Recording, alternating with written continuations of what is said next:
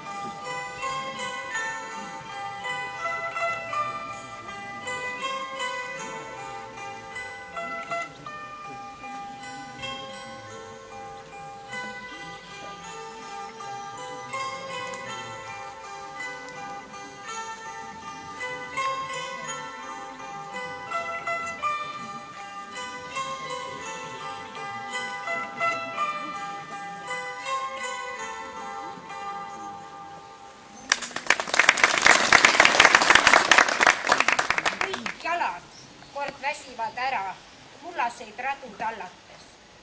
Aga rahvas ei sure, rahvas ei väsi. Tere, armas rahvas. Oleme jõudnud selleni, et saab anda sõna meie valla volikogu esimehele, et avada Liivi ajaloopäev. Tere, armsad liivlased, kui nii võib nimetada, sest kindlasti on siin praegused Liivi inimesed, endised Liivi sõbrad ja Liivilt pärit inimesed. Ajalugu, see on selline asi, mida me käsitleda julgeme kindlasti 100 aastat tagasi, mis on toimunud, kuid lähiajalugu käsitleda on väga keeruline, sest siis kisub alati vaidlusteks. Et see polnud nii ja see polnud naa, aga vaidlustes selgub tõde. Ka täna näeme me selles majas palju ajalugu, saame selgemaks, mis siin toimunud on, kes veel ei tea, ja kindlasti on meil palju siit meelde jätta. Teiseks saate te täna häid muljeid sellest päevast ja mis on toimunud Liivi ümber vahepeal ja vallavanem räägib võib-olla ka sellest, mis meil plaanis jälle on. Ja ajalugu on selline asi, et ta huvitab meid kõiki mingil määral. Kui meid ei huvita Liivi ajalugu, siis sugulastega, mis on ennem olnud, kuidas.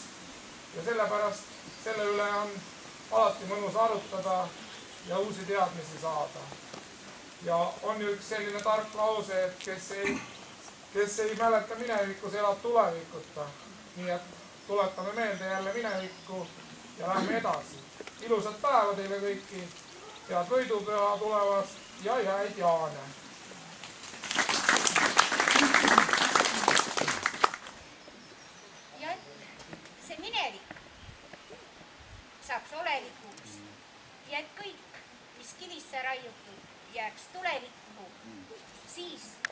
täna me saame avada kivi kauaaegsele liivinimesele,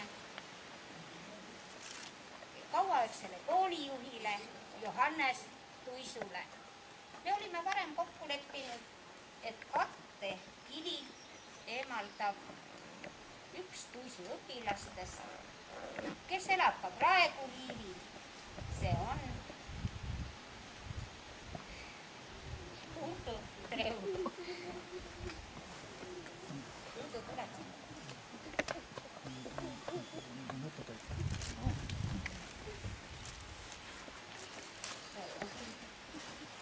Aga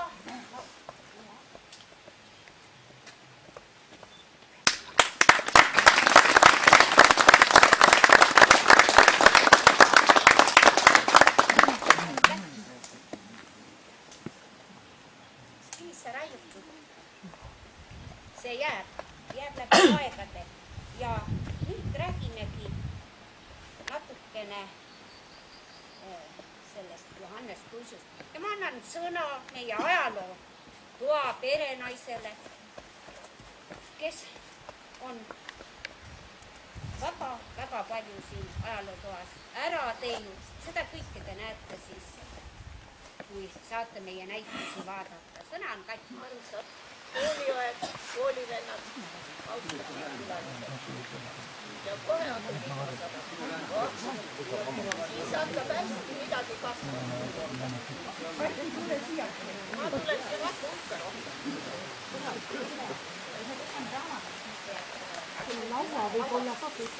Tänu teile kõigile, kes te leidsite aega tulla oma esivanemate, ka oma lapse ja koolipõlve radadele. Ja ikka tuleb korrata tarku. Kes ei tea ja ei pea oma juhtest, siis pole ka tulevikku. Eks meie kultuuri alustalaks on ikka olnud meie esivanemate kultuur, milles on palju sugemeid nii mõisatest ja mujalt maailmas. Ja on von Ungern-Sternbergide järeltulija. Vabandage, kui ma nüüd vahepeal ka saksa keeles ütlen. Herr Hartmut, vielleicht kommen Sie hier mehr.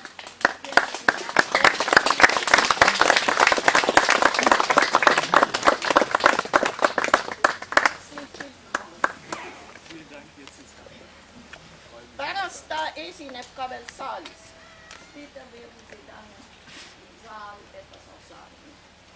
Tänu temale saime me teada midagi ka õpetaja Tuisu eluloost ja nii. Meil olid väga napid andmed. Väga meeldib. Nii et mina räägin nüüd härra Tuisu, õpetaja Tuisu kõnest, mis teda iseloomustab. Ja teie siis räägite midagi kauaaegsest ja rahvasuus nii populaarsest inimesest, nagu seda oli Johannes Tuisu. Ühel päeval jäi mulle siis näppu see Johannes Tuisu kõne Jõgisoo haridusseltsi 15. aastapäeva aktusel 1938. aastal. Ja kui ma esimene kord selle läbi lugesin, siis ma vist pool tundi, ma ei tea, kas mõtlesin, aga ei rääkinud küll midagi. See iseloomustab seda inimest. Selles on põhjalikkus, selles on täpsus, selles on analüüsiv kohaliku seltsielu ajalugu, selles on näidatud ennast ka kui tegevjuhti ja head õpetajat.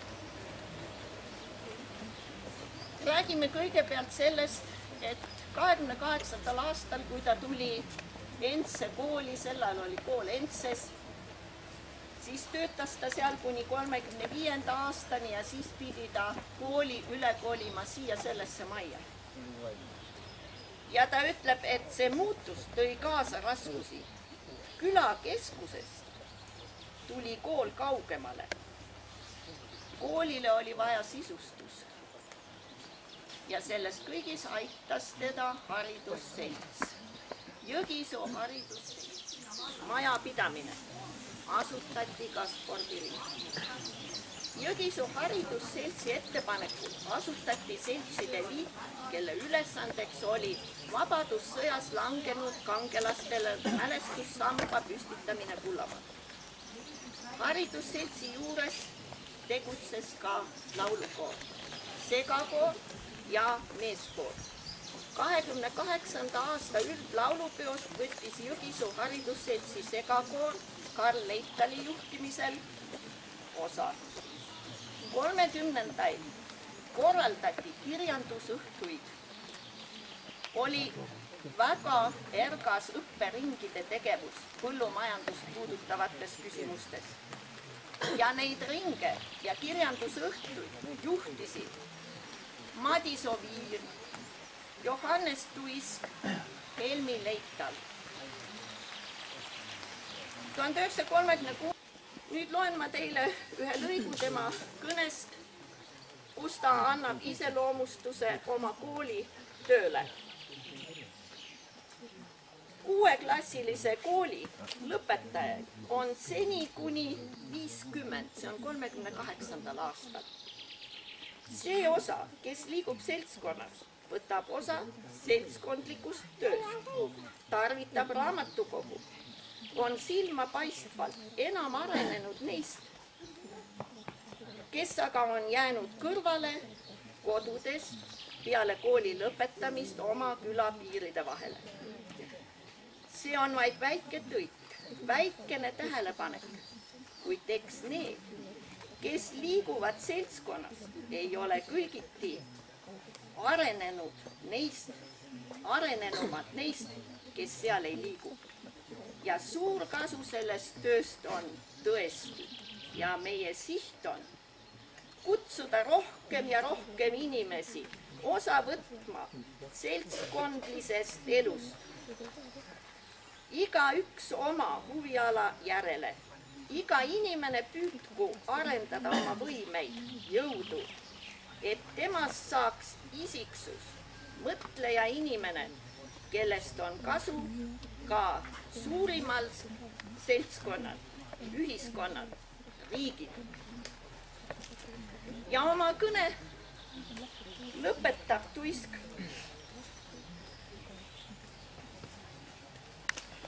Tuletame meelde ka neid, keda meie seas võib-olla enam ei ole, kelle töö ja energia on aidanud kaasa selleni, milleni oleme me täna jõudnud. Meie ülesanne on täna mälestada Johannes Tuisku ja teda meelde tuletada ja täname teda selle eest.